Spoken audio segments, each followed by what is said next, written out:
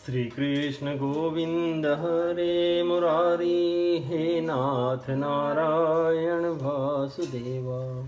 श्री कृष्ण गोविंद हरे मुरारी, हे नाथ नारायण वासुदेवा। हे नाथ नारायण वासुदेवा, हे नाथ नारायण वासुदेवा।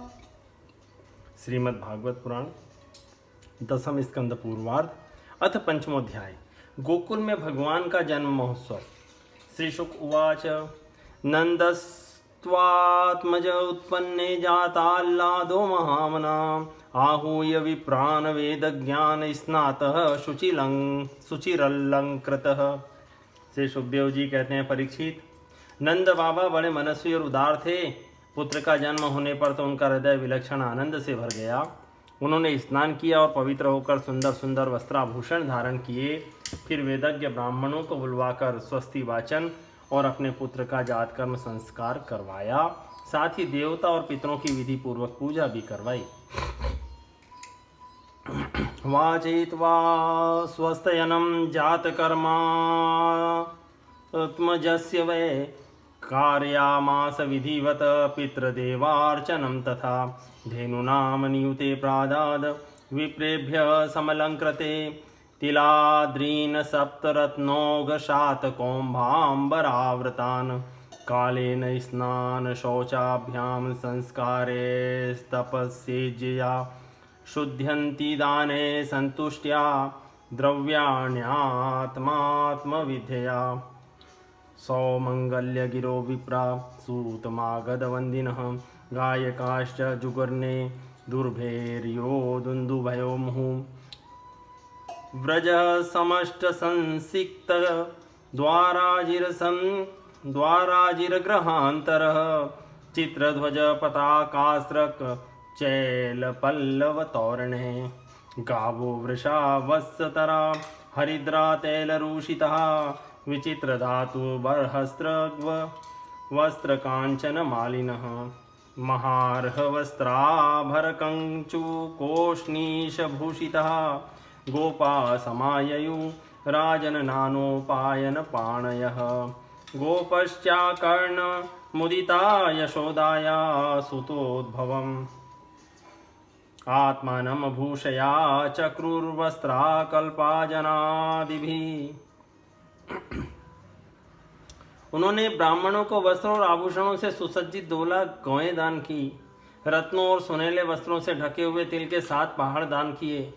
संस्कारों से ही गर्भ शुद्धि होती है, यह प्रदर्शित करने के लिए अनेक दृष्टांतों का उल्लेख करते हैं। समय से नूतन जल, अशुद्ध भूमि आदि, स्नान से शरीर आदि, प्रक्षालन से वस्त्र आदि, संस्कारों से गर्भादि, तपस्या से इंद्रिय आदि, यज्ञ से ब्राह्मण आदि, दान से धन धान्य आदि और संतोष से मन आदि द्रव्य शुद्ध होते हैं। परंतु आत्मा की शुद्धि तो आत्मज्ञान से ही होती है। उस समय ब्राह्मण, सूत, मागध, वंदीजन मंगलमय आशीर्वाद देने तथा स्तुति करने लगे। गायक गाने लगे। भेरी और दुंदुभियाँ बार बार बजने लगी। व्रजमंडल के सभी घरों के द्वार, आंगन और भीतरी भाग झाड़ बुहार दिए गए। उनमें सुगंधित जल का छिड़काव किया गया। उन्हें चित्र विचित्र ध्वजा, पताका, पुष्पों की मालाएं, रंग बिरंगे वस्त्र और पल्लवों की बंधनवारों से सजाया गया। गाय, बैल और बछड़ों के अंगों में हल्दी तेल का लेपन कर दिया गया और उन्हें गेरू आदि रंगीन धातुएं, मोरपंख, फूलों के हार, तरह तरह के सुंदर वस्त्र और सोने की जंजीरों से सजा दिया गया। परीक्षित, सभी ग्वाल बहुमूल्य वस्त्र, गहने, अंगरखे और पगड़ियों से सुसज्जित होकर और अपने हाथों में भेंट की बहुत सी सामग्रियां ले लेकर नंद बाबा के घर आए। यशोदा जी के पुत्र हुआ है। यह सुनकर गोपियों को भी बड़ा आनंद हुआ। उन्होंने सुंदर सुंदर वस्त्र, आभूषण और रंजन आदि से अपना श्रृंगार किया। नव कुंकुम किंजल कमुक पंकज भूतयः, बलिभिस्त्वरितं जग्मु पृथुश्रोण्यश्चलत्कुला कुचः। गोप्य समुष्टमणिकुण्डल निष्ककण्ठ्य श्चित्राम्बरा, पथिशिखाच्युतमाल्यवर्षः। नन्दालयं सवलया व्रजतीर्विजेरेजु, व्यालोलकुण्डलपयोधरहार शोभा ताशीष प्रयुञ्जानाश्चिरं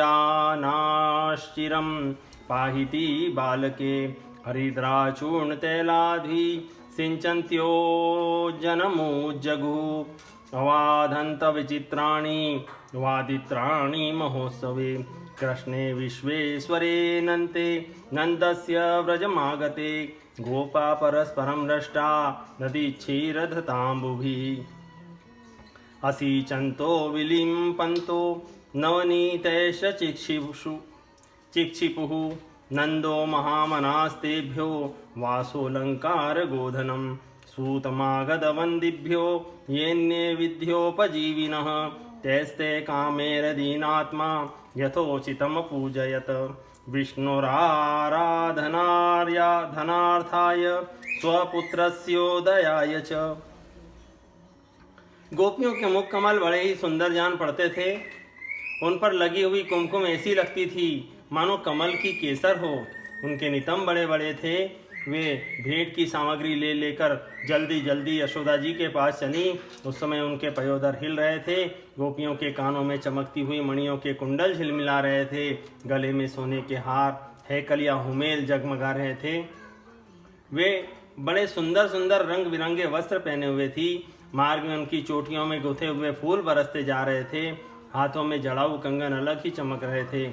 उनके कानों के कुंडल पयोधर और हार हिलते जाते थे। इस प्रकार नंद बाबा के घर जाते समय उनकी शोभा बड़ी अनूठी जान पड़ती थी। नंद बाबा के घर जाकर वे नवजात शिशु को आशीर्वाद देती, यह चिरंजीवी हो, भगवान इसकी रक्षा करो, और लोगों पर हल्दी तेल से मिला हुआ पानी छिड़क देती तथा ऊंचे स्वर से मंगल गान करती थी। भगवान श्री कृष्ण समस्त जगत के एकमात्र स्वामी हैं। उनके ऐश्वर्य, माधुर्य, वात्सल्य सभी अनंत हैं। वे जब नंद बाबा के व्रज में प्रकट हुए उस समय उनके जन्म का महान उत्सव मनाया गया। उसमें बड़े बड़े विचित्र और मंगलमय बाजे बजाए जाने लगे। आनंद से मतवाले होकर गोपगण एक दूसरे पर दही, दूध, घी और पानी उंडेलने लगे। एक दूसरे के मुख पर मक्खन मलने लगे और मक्खन फेंक फेंक कर आनंदोत्सव मनाने लगे। नंद बाबा स्वभाव से ही परम उदार और मनस्वी थे। उन्होंने गोपों को बहुत से वस्त्र, आभूषण और गोएं दी।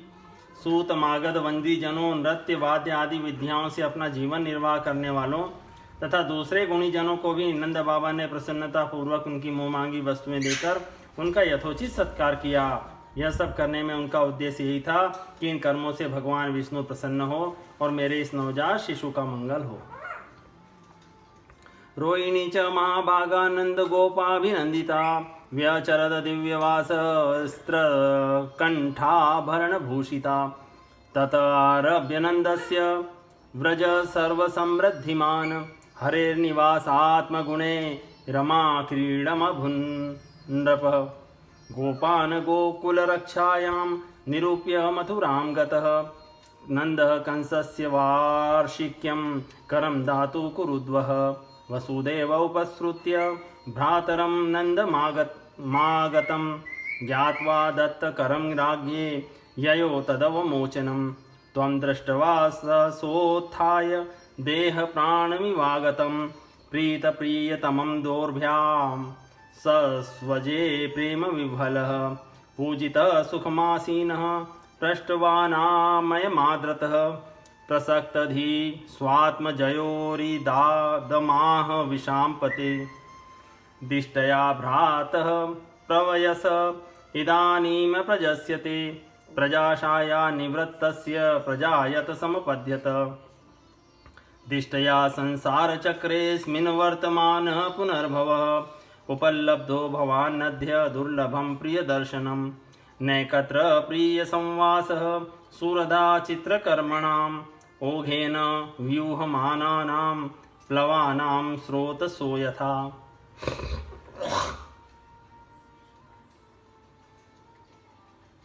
नंद बाबा के अभिनंदन करने पर परम सौभाग्यवती रोहिणी जी दिव्य वस्त्र, माला और गले के भांति भांति के गहनों से सुसज्जित होकर गृह स्वामिनी की भांति आने जाने वाली स्त्रियों का सत्कार करती हुई विचर रही थी। परीक्षित, उसी दिन से नंद बाबा के व्रज में सब प्रकार के रिद्धि सिद्धियां, अटखेलियां करने लगी और भगवान श्री कृष्ण के निवास तथा अपने स्वाभाविक गुणों के कारण वह लक्ष्मी जी का क्रीड़ा स्थल बन गया। परीक्षित, कुछ दिनों के बाद नंद बाबा ने गोकुल की रक्षा का भार तो दूसरे गोपों को सौंप दिया और वे स्वयं कंस का वार्षिक कर चुकाने के लिए मथुरा चले गए। जब वसुदेव जी को यह मालूम हुआ कि हमारे भाई नंद जी मथुरा में आए हैं और राजा कंस को उसका कर भी दे चुके हैं, तब वे जहाँ नंद बाबा ठहरे हुए थे वहाँ गए। वसुदेव जी को देखते ही नंद जी सहसा खड़े हो गए, मानो मृतक शरीर में प्राण आ गया हो, और उन्होंने बड़े प्रेम से अपने प्रियतम वसुदेव जी को दोनों हाथों से पकड़कर हृदय से लगा लिया। नंद बाबा उस समय प्रेम से विवल हो रहे थे। परीक्षित, नंद बाबा ने वसुदेव जी का बड़ा स्वागत सत्कार किया। वे आदर पूर्वक आराम से बैठ गए। उस समय उनका चित्त अपने पुत्रों में लग रहा था। वे नंद बाबा से कुशल मंगल पूछकर कहने लगे।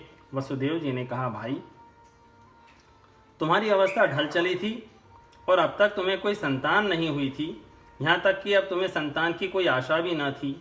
यह बड़े सौभाग्य की बात है कि अब तुम्हें संतान प्राप्त हो गई। यह भी बड़े आनंद का विषय है कि आज हम लोगों का मिलना हो गया।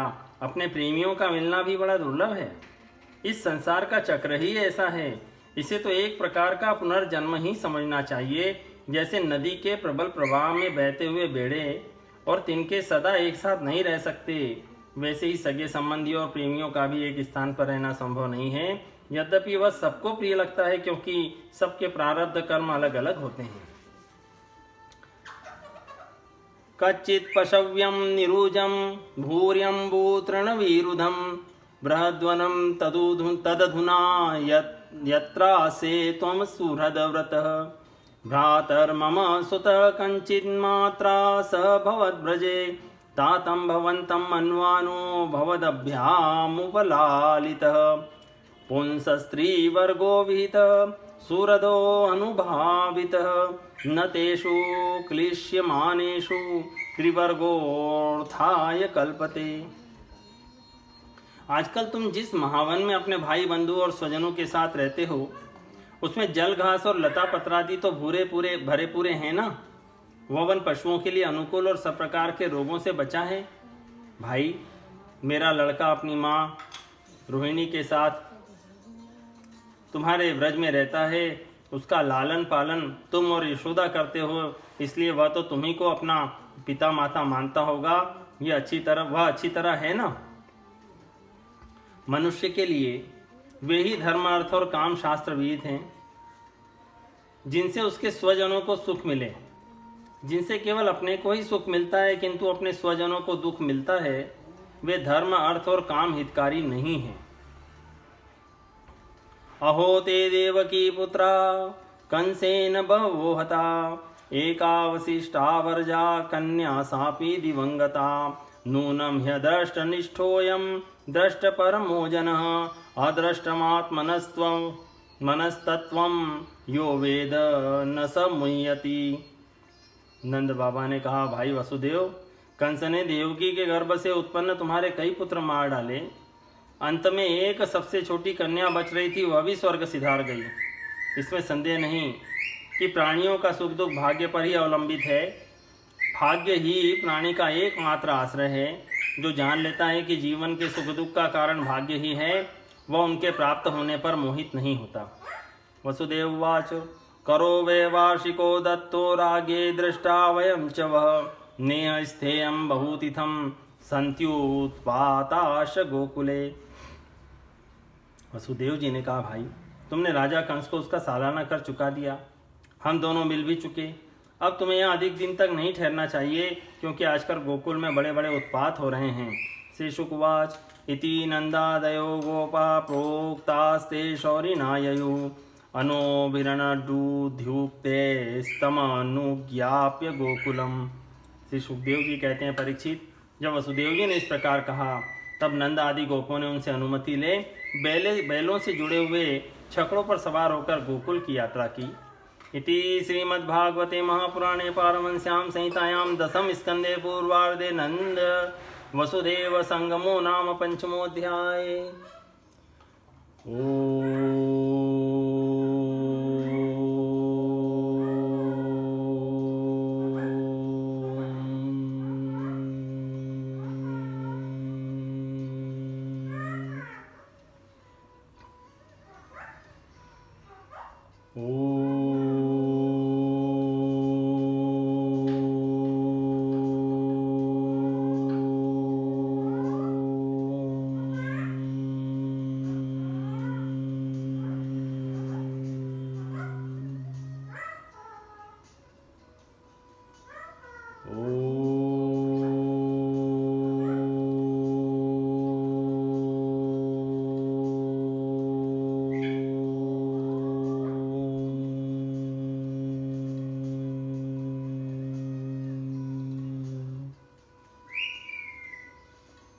श्री कृष्ण गोविंद हरे मुरारी, हे नाथ नारायण वासुदेवा। श्री कृष्ण गोविंद हरे मुरारी, हे नाथ नारायण वासुदेवा। हे नाथ नारायण वासुदेवा, हे नाथ नारायण वासुदेवा।